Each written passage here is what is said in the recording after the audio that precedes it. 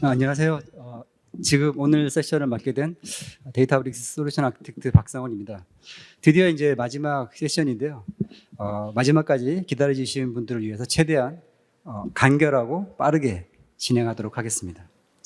오늘 제가 발표할 내용은 급변하는 AI 환경의 변화를 먼저 확인해보고 기업들이 이런 환경의 변화, 특히 이제 AI 환경 변화에서 AI를 도입하기 위해서 많은 노력을 하고 있는데요. 이때 데이터브릭스가 어떤 부분을 지원할 수 있는지를 중심으로 설명을 드리려고 합니다.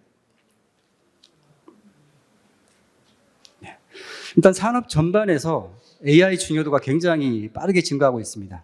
정부는 AI 산업의 내재화를 위해서 범부처의 정책을 지속적으로 발표하고 있고, 기업은 AI를 핵심 전략으로 선정하고 이를 통해서 수익화하기 위한 다양한 방법을 연구하고 있습니다.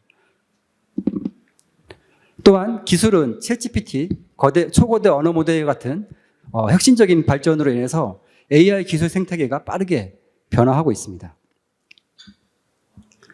하지만 이런 변화 속에서 기업들은 AI를 도입하려고 노력하고 있지만 현실적으로 굉장히 많은 문제에 부딪히게 됩니다.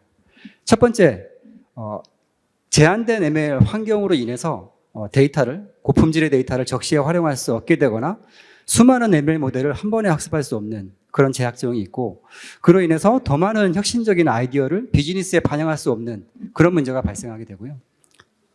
두 번째로는 모델이 굉장히 많아질수록 이를 공유하고 협업하는 것은 또 다른 문제가 되게 됩니다. 그래서 기존의 어떤 피처라든지 ML 모델을 재사용하지 못하고 이로 인해서 중복적인 투자가 발생을 하거나 재사용하지 못함으로 인한 ML 생산성이 하락하는 그런 문제가 발생하게 되고요. 마지막으로는 특히 이제 비즈니스의 어떤 가치를 높이기 위한 비즈니스에 연결된 어떤 비즈니스 모델 배포가 있어야 되는데 이 부분이 굉장히 어렵게 됩니다. 그로 인해서 사업의 적식성을 확보하지 못하는 그런 문제가 발생하게 되는데요. 그럼 데이터브릭스는 이러한 기업들의 고민을 어떻게 해결할 수 있는지 하나씩 소개해 드리도록 하겠습니다. 먼저 데이터브릭스는 ML 환경에 특화된 데이터 사이언스를 위한 통합 머신러닝 환경을 제공하고 있습니다. 특히 기업의 전체 ML 라이프 사이클을 관리하는 MLOps를 효율적으로 지원하고 있고요. 하나의 ML 모델이 실제 비즈니스에 반영되기까지는 굉장히 복잡하고 다양한 이해관계자가 필요하게 됩니다. 데이터브릭스는 각 단계별 담당자 역할에 따라서 필요한 기능을 제공하고 전체 과정이 유기적으로 실행될 수 있도록 지원을 하고 있습니다. 이 과정에서 데이터는 무엇보다 중요한 핵심 요소고 이를 필요한 곳에 고품질로 제공돼야 됩니다. 또한 분석 조직은 비즈니스 목표에 집중해야 되고 이를 위해서 모델 개발이나 운영에서 발생하는 반복적인 문제를 자동화하여 해결할 수 있어야 됩니다. 마지막으로 이 모든 과정을 통해서 기업의 AI 기반 비즈니스 혁신이 가속화될 수 있는 그런 환경이 구축되어야 되는데요. 즉 기업의 데이터에서 차별화된 비즈니스를 가치를 찾는 모든 과정을 지원할 수 있어야 되며 데이터브릭스는 이 아래의 기능들을 통해서 그 모든 과정을 지원을 하고 있습니다. 그럼 순서대로 ML 실험에 집중할 수 있는 환경을 제공하기 위해서는 어떤 것들이 제공될 수 있는지 보겠습니다. 먼저 ML 환경에 최적화된 UI 서비스를 제공한다는 걸 말씀드렸는데요. 데이터브릭스에는 한 3가지 정도의 페르소나를 지원하고 있습니다. 데이터 엔지니어를 위한 화면, 데이터 어널리틱스, BI 전문가를 화면, 그리고 ML 엔지니어를 위한 화면을 제공하고 있는데요. 지금 이 화면이 그런 화면입니다. 그럼 어떤 기능들을 제공하는지 간략하게 보시면 먼저 다양한 학습 환경, 분석가에 따라서 R을 쓰시거나 파이썬을 쓰시거나 SQL 쓰시는 모든 사람들이 하나의 통합된 환경에서 작업을 할 수 있게 되고 이 모든 데이터들을 빠르게 시각화할 수 있어서 데이터에 대한 탐색이 빨라집니다.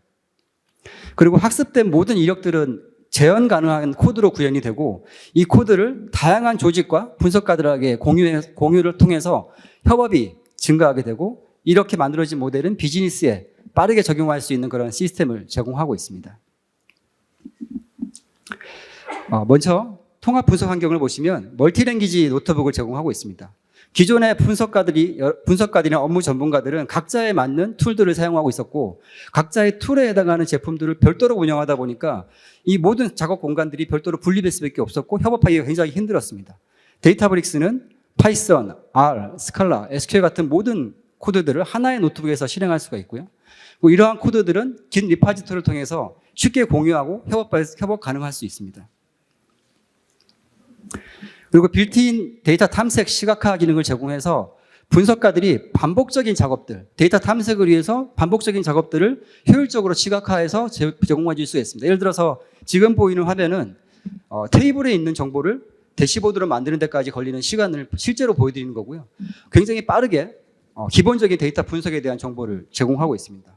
뿐만 아니라 노트북에서 분석가들이 작업을 통해서 실시간으로 만들어내는 데이터들을 데이터 프로파일러라는 빌트인된 시각화 툴을 통해서 현재 데이터의 패턴을 효율적으로 파악하고 분석할 수가 있습니다. 별도의 코딩이 없이 할 수 있는 거겠죠. 또한 기업에서는 굉장히 많은 데이터들을 가지고 학습을 하게 되는데 데이터브릭스에서는 이 피처 정보들을 피처 스토어라는 제품을 통해서 빠르고 효율적으로 공유하고 협업할 수 있게 지원을 하게 됩니다.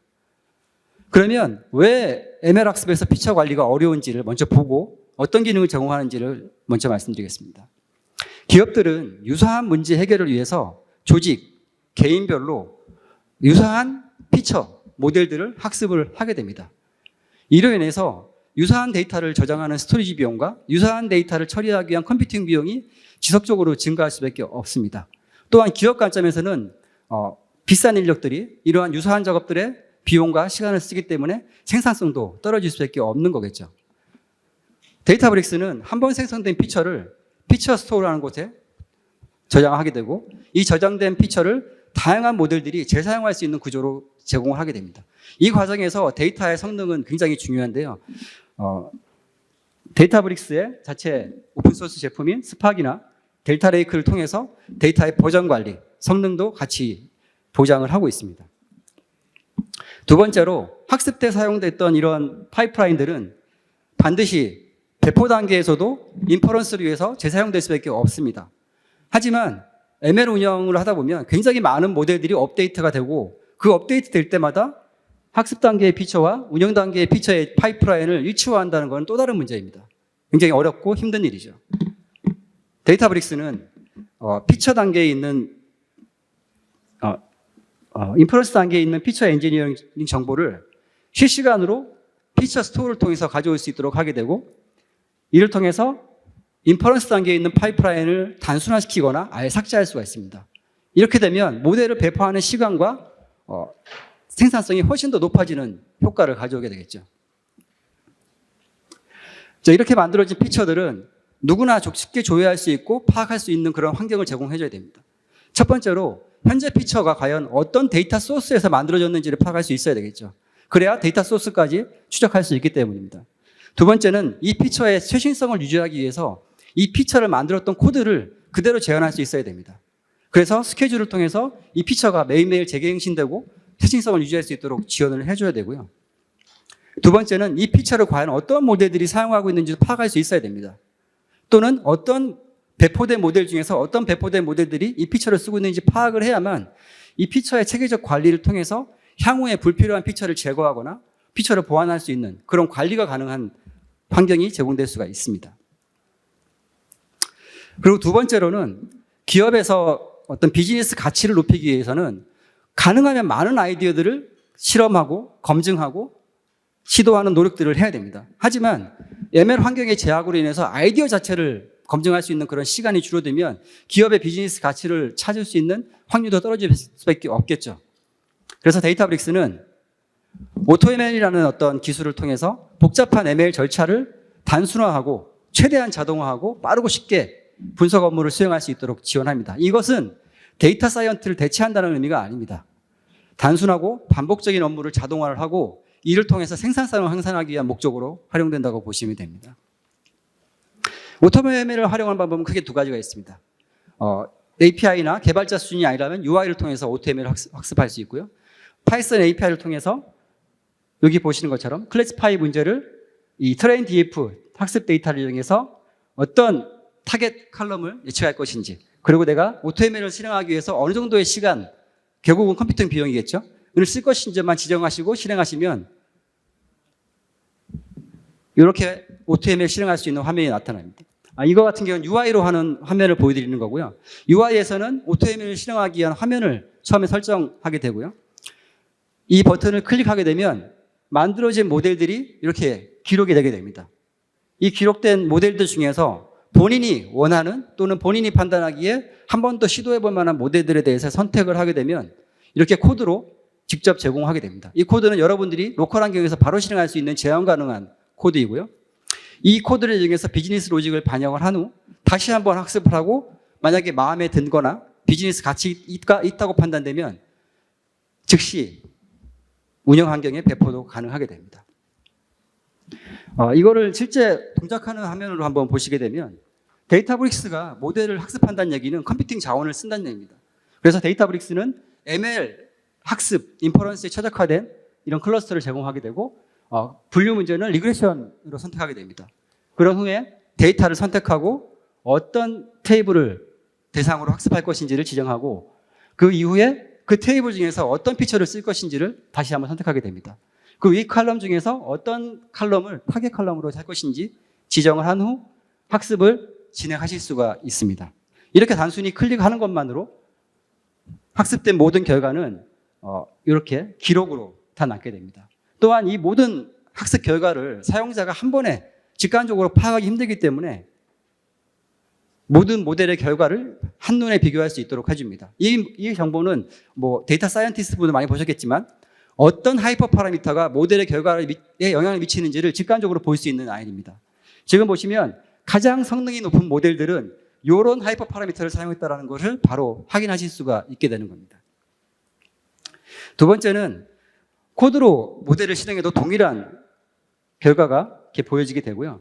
여기서 가장 좋은 성능을 제공하는 모델을 선택하게 되고 이 중에서 이 모델을 선택하는 순간 이 코드가 자동으로 재생이 되게 됩니다. 이 코드를 실행하는 것은 여러분들의 비즈니스 로직에 맞게끔 선택해서 진행할 수 있게 되고요. 그럼 데이터브릭스는 다른 AutoML 기능과 비교해서 어떤 차별화를 가지는지 간략하게 말씀드리겠습니다. 먼저 데이터브릭스 기존 AutoML은 블랙박스 형식의 모델을 제공합니다. 아예 코드가 제공되지 않거나 코드가 제공되더라도 해당 서비스를 써야만 동작 가능한 코드를 제공하게 하게 되고요. 두 번째로는 그렇게 만들어진 모델을 비즈니스에 배포하기 위해서는 또 다른 서비스를 설치하거나 아예 외부 서비스를 구매해야 되는 경우가 있게 됩니다. 데이터브릭스는 여러분들이 학습한 모델 코드를 여러분들의 로컬 환경에서 즉시 시험 가능한 그리고 비즈니스 로직을 언제든지 추가할 수 있는 그런 모델 코드를 제공하게 되고 이 모델 코드에 별도의 설정이나 구성 없이 배포할 수 있는 그런 환경을 제공한다는 점이 가장 큰 차이입니다. 그리고 이런 아이디어를 검증하고 학습하는 것 외에도 아까 말씀드렸듯이 조직이 커질수록 모델을 공유하고 협업하는 것들은 굉장히 중요한 핵심 역량이 될 수밖에 없습니다.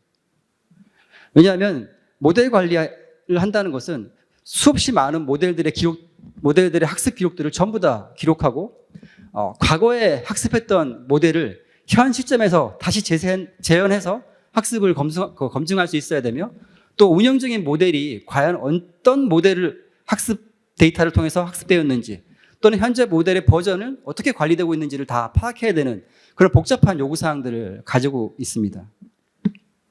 그래서 데이터브릭스는 MLflow라는 어떤 오픈소스를 제공하고 있는데요. 여러분들이 이 MLflow를 쓰기 위해서 데이터브릭스에 별도의 설치를 할 필요가 없습니다. 여러분들이 데이터브릭스를 사용하는 순간 이 모든 작업들은 자동으로 세팅이 되고 여러분들은 활용만 하시게 되는 그런 구조로 되어 있고요. 그래서 만약에 데이터 분석가들이 서로 다른 분석 프레임워크로 학습을 하게 되면 이 모든 기록들은 MLflow 트래킹 서버에 다 기록이 남게 됩니다.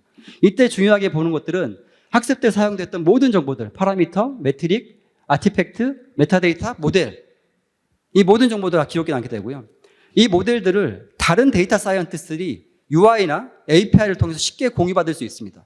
그 얘기는 다른 데이터 사이언티스트들은 기존 모델을 그대로 활용하고 더 나은 비즈니스 로직을 사용해서 더 빠르게 계산할 수 있는 그런 효과를 가지게 되고 공유와 협업할 수 있는 그런 가능성이 높아진다는 결과가 되게 됩니다.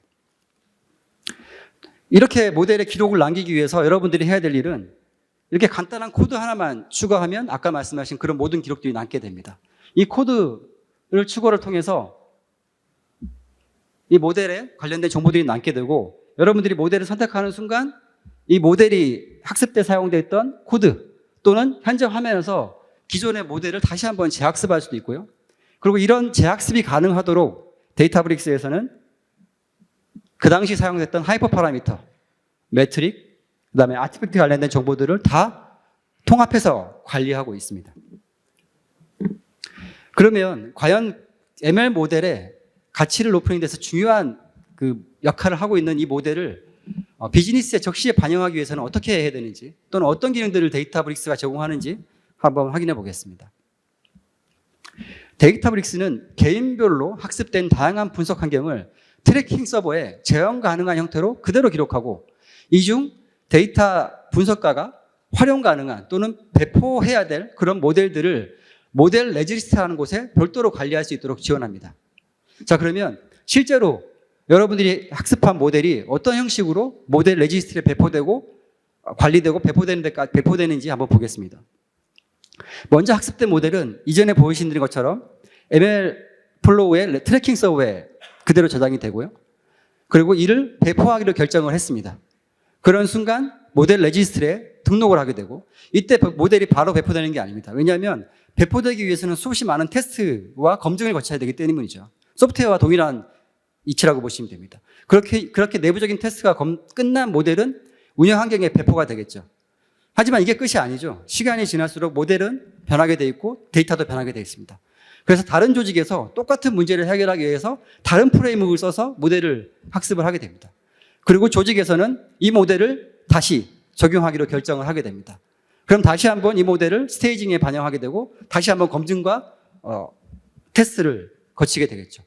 이렇게 결정이 되고 다시 이 모델을 업데이트하기로 결정이 되면 이 모델을 프로덕션에 배포하는 그 순간 기존 모델들은 아카이브로 들어가게 되고 마지막 최신 버전의 모델만 남아있게 됩니다.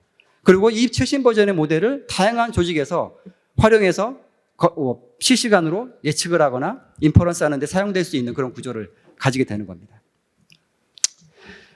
그러면 이렇게 학습 단계에서 실험된 모델들을 어떻게 등록할 수 있는지를 보시면 간단합니다.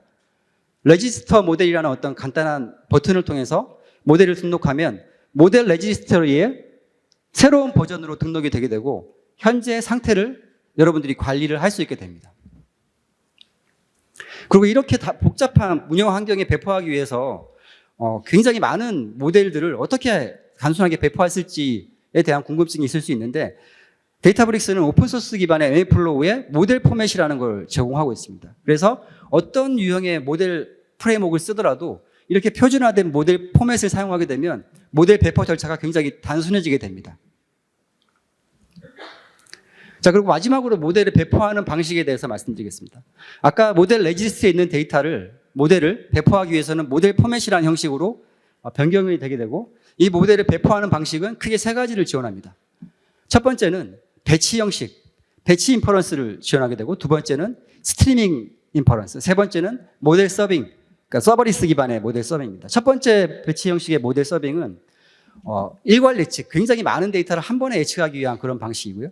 스트리밍은 아파치 카프카와 같은 실시간 메시지 버스에서 들어오는 데이터를 예측하기 위한 코드 기반의 것들입니다. 마지막 게 어떻게 보면 사실 사용자의 코드가 없는 서버리스 기반의 모델 배포 방식인데 아직 한국 리전에 도입되지는 않았지만 곧 도입될 예정입니다.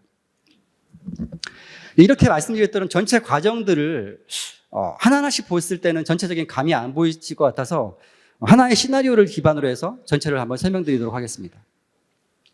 이 시나리오는 하나의 모델이 실제 비즈니스에 배포가 되고 배포된 모델이 다시 한번 재트레이닝 되는 과정까지 다 포함한 시나리오라고 보시게 되고 이 과정에서 데이터 사이언티스트, ML 엔지니어, 데이터 엔지니어가 다 관여를 하게 됩니다. 첫 번째는 데이터 탐색 단계이겠죠. 이 데이터 탐색 단계는 아까 노트북이나 아까 보여드렸던 그 데이터 시각화 툴을 통해서 이루어지게 될 거고요. 그 과정에서 만들어진 피처를 이용해서 데이터 사이언티스트는 다시 한번 AutoML이나 본인의 어떤 알고리즘에 대해서 모델을 학습하게 됩니다. 이때 ML 엔지니어가 개입하는 구간이 있습니다. 왜냐하면 이 모든 파이프라인이 유기적으로 이루어지기 위해서는 모든 과정에 사람이 개입할 수가 없습니다.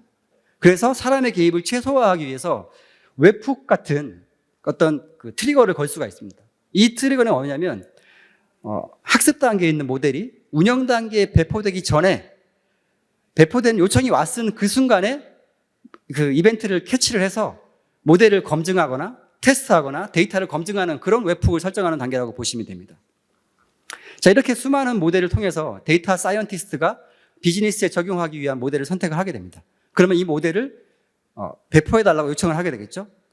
그 순간 아까 걸었던 웹훅이 동작하게 됩니다. 그 웹훅을 통해서 현재 모델이 과연 편향성을 가지고 있는 건 아닌지, 또는 현재 사용한 학습 데이터에 어떤 그 왜곡이 있는 건 아닌지, 이런 모든 것들을 다 하게 되겠죠. 그것들은 비즈니스 로직에 따라서 더 다양해질 수도 있을 겁니다. 그렇게 만들어진 모델이 통과를 하게 되거나 실패하게 됐을 때 이 슬랙을 통해서 바로 확인하실 수도 있습니다. 그래서 이 모든 과정이 최대한 사용자의 개입을 줄이면서 가시성을 높일 수 있는 그런 과정을 다 지원하려고 하고 있습니다. 그렇게 통과한 모델은 바로 배포 가능하게 되고, 이 배포된 모델은 주기적으로 모니터링하게 되고, 모니터링 결과나 어떤 스케줄링에 따라서 다시 한번 재학습되고 앞 단계 과정을 거쳐서 다시 배포되는 전체 파이프라인이 하나로 연결되는 흐름으로 보실 수가 있습니다. 여기까지가 데이터브릭스에서 지원해주는 ML 전체에 대한 설명이었고요. 다음은 가장 핫한 LLM 모델인 돌리 2.0에 대해서 말씀을 드리겠습니다. 이 돌리라는 모델은 발표된 지가 1.0이 나온 지가 채 한 달이 조금 넘은 모델이고, 2.0은 한 2주 전에 나왔습니다. 그러면 이 돌리라는 거를 과연 여기 오신 여러분들의 기업들에서 어떻게 활용할 수 있는지에 대한 아이디어를 조금 공유하면서 세션을 진행하겠습니다.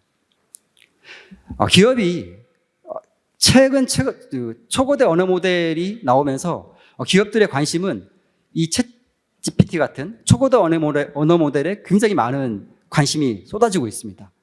특히 이제 경쟁이 심한 기업들 같은 경우는 경쟁사 대비 차별화된 역량을 확보하기 위해서 굉장히 많은 고민과 투자를 하게 되거나, 또는 초고대 언어 모델을 자체적으로 학습하기 위한 굉장히 고가의 인프라 투자나 외부 전문 인력을 채용하기 위해서 노력을 하고 있습니다. 또는 외부 챗GPT와 같은 외부 서비스를 활용하기 위한 노력도 하고 있는데, 이 부분은 기업이 갖고 있는 데이터를 외부에 유출될 수 있는 그런 어떤 거버넌스 이슈도 있을 수가 있고요. 또 만약에 기업이 자체적인 LLM 모델을 가지고 있지 않은 경우에는 기업이 갖고 있는 기업만의 특유한 경쟁력이 있는 모델에 반영할 수 없는 그런 한계가 있을 수밖에 없습니다. 돌리 2.0은 Q&A, 서머라이제이션, 컨텐트 제너레이션 같은 기능들을 제공하는 오픈소스 모델이고, 누구나 활용 가능한 모델입니다. 그리고 1.0과 다르게 데이터브릭스가 자체적으로 개발한 데이터셋을 가지고 학습하기 때문에 상업적인 사용에 제한이 없게 되고요. 그리고 모델 자체는 일루서 AI라고 하는 오픈소스 모델을 활용을 했습니다. 그래서 만약에 이 모델을 가지고 학습을 했을 때 내부적인 테스트이긴 하지만 기존 초고대 언어 모델을 학습하는데 수십만 달러에서 수백만 달러의 비용이 들었던 거에 비해서 기존 돌리를 가지고 모델을 학습했을 때 100달러, 최소 30달러까지 줄일 수 있는 그런 비용 효율적인 모델 학습 기능들을 제공하고 있고요. 그래서 만약에 기업들이 데이터브릭스 환경에서 본인의 데이터를 가지고 모델을 학습한다고 하면 기업이 가지고 있는 민감한 데이터의 유출 없이도, 또 기업들이 가지고 있는 아주 특별한 데이터, 기업의 경쟁력을 나타낼 수 있는 그런 데이터를 이용해서 모델을 학습할 수 있기 때문에 누구보다 빠르고 누구보다 또 효율적으로 초고대 언어 모델을 기업의 비즈니스에 반영할 수 있게 됩니다. 그 얘기는 궁극적으로 기업의 비즈니스에 차별화된 어떤 포인트를 가져갈 수 있는 거고, 결국 그걸로 인해서 수익화까지 빠르게 연결할 수 있는 그런 가능성을 가지고 있는 모델이라고 보실 수 있고요. 물론 지금 돌리 2.0은 영어로만 학습되었기 때문에 한글을 추가적으로 학습하기 위해서는 또 다른 시간이 들 수 있지만, 일단 학습하는 데 들어가는 노력과 인프라 비용과 투자의 비용이 혁신적으로 낮아져 있는 환경이기 때문에 여러분들이 한번 검토하는 것도 굉장히 나쁘지 않은 선택지라고 저는 생각을 하고 있고, 또 최근엔 돌리 외에도 경량화된 모델들이 굉장히 많이 나오기 때문에 이런 것들을 학습할 수 있는 환경을 활용하는 것을 권장을 드립니다. 자, 그럼 이런 돌리 2.0을 사용한 실제 화면 사례를 보시면 요 메시지는 데이터브릭스 여러분들이 이제 설명드렸었던 DBSQL에 대해서 설명한 굉장히 많은 문장입니다. 이를 돌리를 통해서 빠르게 요약해달라는 메시지를 던져보면 이렇게 두 줄, 영어라서 좀 어려울 수 있겠지만 어떤 영어가 잘 반영되어 있는 그런 메시지를 보실 수가 있습니다. 두 번째는 텍스트 제너레이션인데요. 돌리 2.0 출시에 대해서 트위터에 올릴 수 있는 메시지를 만들어 달라. 이렇게 명령어를 날리면 이렇게 트윗에 들어갈 수 있는 제약된 사이즈, 텍스트 사이즈로 돌리 2.0에 대해서 설명을 이렇게 하는 것을 보실 수 있습니다. 그래서 여러분들이 만약 관심이 있으시다면 지금 이 짧은 시간 안에 이 LLM 모델을 기업들이 어떻게 활용할 수 있는지 명확하게 감은 안 오겠지만 추가적인 어떤 문의나 어떤 저희한테 세션 요청을 통해서라도 저희의 어떤 그 설명을 들으시면서 기업에서 활용하실 수 있는 그런 방안을 참고하셨으면 좋겠습니다. 네. 지금까지 데이터브릭스가 기업의 AI 활용 가속화를 위해서 지원하는 굉장히 다양한 서비스들을 굉장히 짧은 시간 안에 압축해서 이제 보여드렸는데요. 늦은 시간까지 남으신 만큼 제가 드렸던 설명들이 여러분들의 AI 활용에 많은 도움이 되기를 바라겠습니다. 네, 이만 발표를 마치겠습니다. 감사합니다.